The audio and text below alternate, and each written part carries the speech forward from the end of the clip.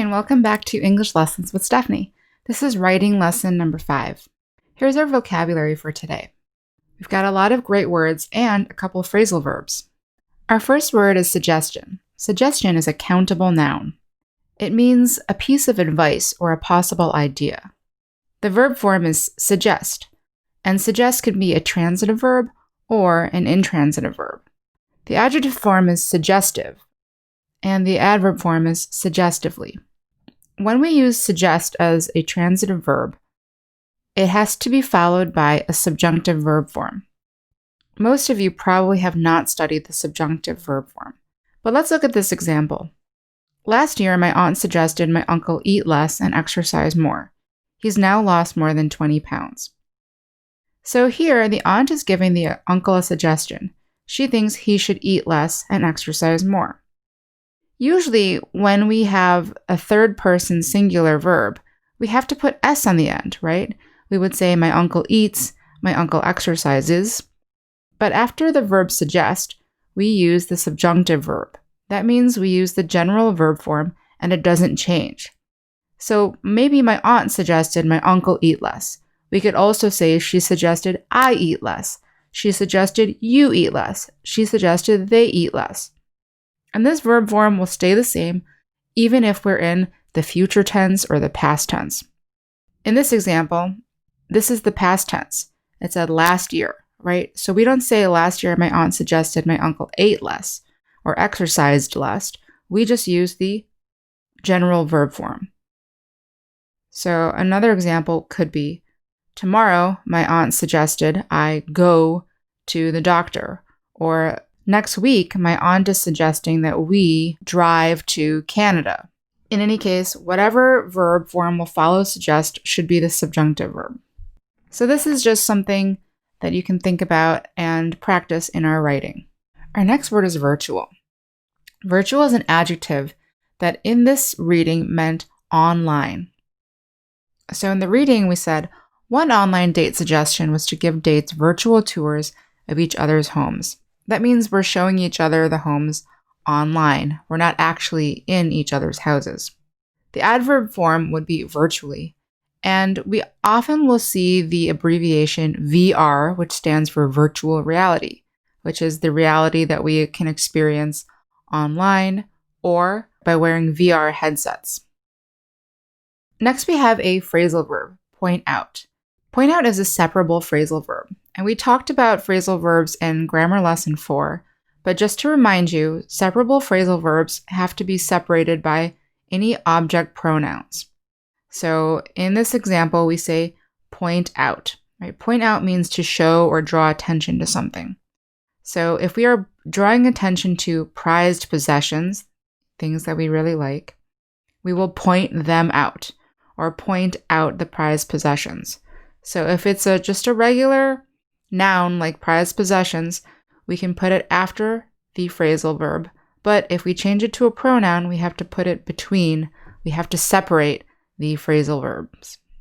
So some other examples would be, can you point out any mistakes you see in my homework? That means show them to me.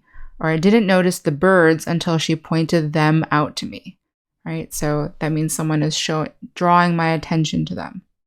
Next, we have a very common phrase, prized possession. So we're going to learn these two words together because this is a common collocation. That means these words often are put together just like this. So prized means something you really value, that you think is important and special. And a possession is something that you own, right? So prized is an adjective form and possession is the countable noun form. So put together, it's prized possession. But down below, I'm just showing you some examples of prize by itself as a verb. She prizes her independence. That means she values it. She thinks her independence is important.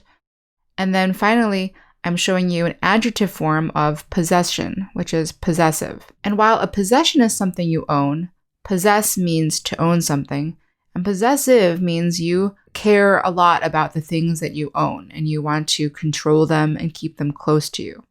So in this sentence, if you describe someone as possessive of their car, that means they care about their car a lot and maybe they don't want you to touch it.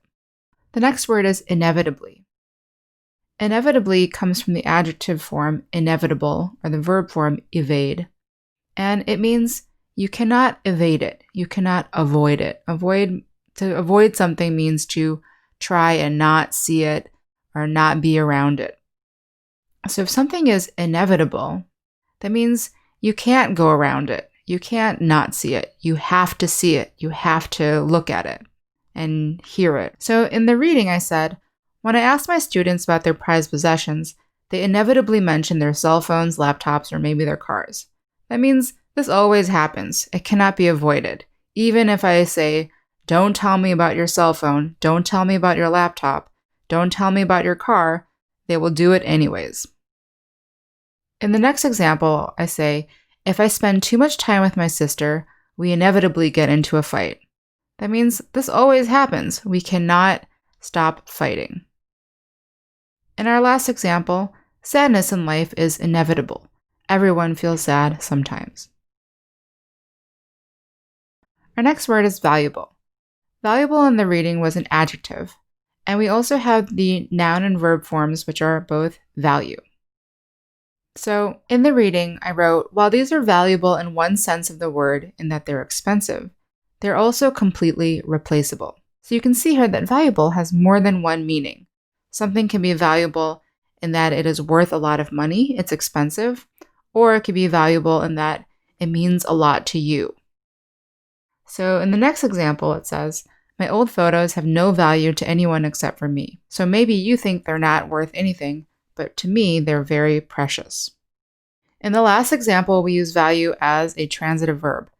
I value time more than money. That means time is more important to me than money. The next word is replaceable. So replaceable means you're able to have something similar in its place. So that means you can have something else can be put there to use instead. So in the same sentence, we were talking about our cell phones and cars and laptops. And yes, these are worth money, but if something were to happen to one of them, you could just get another one very easily. So if you break your cell phone, you just get a new cell phone and it's not a big deal. You replace it. In the next example, it says, when I drank my roommate's last soda, I immediately replaced it. That means you went to the store and you bought some new ones, right? You put new ones in its place. And in the next example, his years of experience make him irreplaceable at the company. So irreplaceable is the opposite of replaceable. So if something's irreplaceable, it means if it goes away, it is gone. Our next word is sentimental, which is an adjective meaning relating to our personal emotions, our personal feelings. So in the reading we said, when we ask each other about our prized possessions, we usually want to know about things that are irreplaceable because of their sentimental value. So sentimental value here is something that is valuable to you personally. Remember, because we said there are two types of value. There's sentimental, personal value, and then there's financial value. So in this last column, I put sentimental value together because these are two words that often go together. We don't usually say personal value or emotional value. We say sentimental value. That's another collocation, just like virtual reality. Our next word is obvious. And obvious means it is clear without needing explanation. In the reading, we said jewelry is the obvious choice for things that have sentimental value. That means everyone understands why your jewelry would be important to you. You don't have to explain why. In the next sentence, when he came home late from the bar, he was obviously drunk, right? So you look at him and he doesn't have to say, I'm drunk. You just know he's drunk by looking at him, maybe because he smells like alcohol or because he is walking funny or he just looks drunk. And in our last example, it says, it was obvious who the winner of the competition would be. So sometimes you think you pretty much know who is going to win a contest before it actually happens. And you don't need to explain why. It's just clear. Our next word is fossil. In the reading, we talked about this ammonite fossil that I made into a necklace. Because a fossil is something very precious because it was something very, very old that was once alive. And we often use the word fossil when we talk about dinosaurs because we often see dinosaur fossils on display at many museums. And in our last column, I put another common word collocation, which is fossil fuel. And fossil fuel refers to, fuel means an energy source like gasoline or petroleum. These are made of old things. And so we say that fossil fuels are irreplaceable because once we use them, they are gone. We cannot make new ones. Next, we have another phrasal verb, which is get rid of. And get rid of means to remove, to take something away, to have it no more.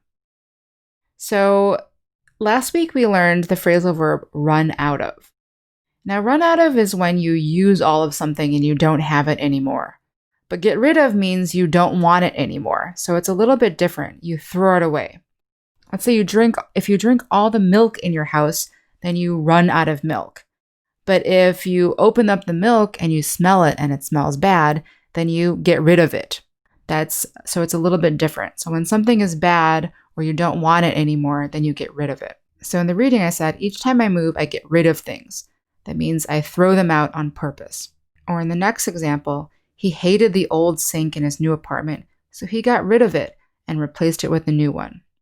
So because this is an inseparable phrasal verb, we do not separate these.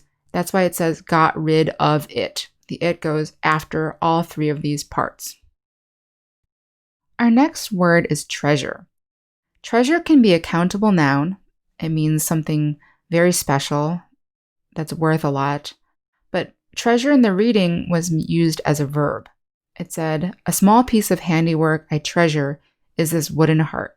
So if I treasure something, that means I think it's very important. I think it's very special. In the next example, an old story says that there is buried treasure somewhere on this island. And that's a very common thing to talk about in movies or in stories, is looking for buried treasure in a treasure chest. Our next word is whisper. Whisper can be a countable noun or a verb that's used just like said. So remember, whisper means this. Whisper means to talk very quietly. And we can use whisper just like said. So in the reading, I said, my husband whispered, isn't that the guy whose place we rented and borrowed in Navidad? Or you could say, I heard my friend whispering my name, or she spoke in a whisper, or I was trying to be quiet, so I whispered. Our next word is rent. And rent, it can be a non-countable noun or a verb. That means to pay to use something for a certain amount of time. So if you rented an apartment, that means you just paid to use it for a month or a year or a certain amount of time. And we use the word rent when we talk about apartments, houses, cars, sometimes sporting equipment, like if we go fishing or skiing and we rent things. There are two adjective forms of rent that are used commonly, rented and rental, and they're pretty much the same. Next, we have another phrasal verb, which is run into. And this is an inseparable transitive verb. And we said it was to see someone accidentally without meaning to. So in the story, we ran into someone in a completely different town in Mexico. In our next example, we often run into our neighbors at the grocery store, or in the last example, I hope I don't run into my ex-girlfriend at this party. So run into is inseparable, so we do not separate them. That's why we say run into him. We don't say run him into. And remember that run is an irregular verb, so the past tense of run is ran. Our next word is coincidence, which is a countable noun. This is when two things happen at the same time without planning. So whenever you run into someone, that's a coincidence. That means that you're there, the other person is there. These are two things that are happening at the same time without planning. And so in the reading I said, this reminds me of the wonderful coincidences that make life interesting. Coincidence can be used in the verb form, which is coincide. In this next example, I wrote, they were very careful to schedule the party so that it didn't coincide with any baseball games. So when we use the verb coincide, it's followed by a preposition with, coincide with. So we can say, the party doesn't coincide with any baseball games, or this meeting doesn't coincide with other meetings. That's why it's an intransitive verb. The adjective form is coincidental, and the adverb form is coincidentally. That's all the vocabulary for today, so let's write and let's practice. Try to write a sentence using each new vocabulary word, and try to use different forms of them if you can, different nouns or verbs or adjective forms.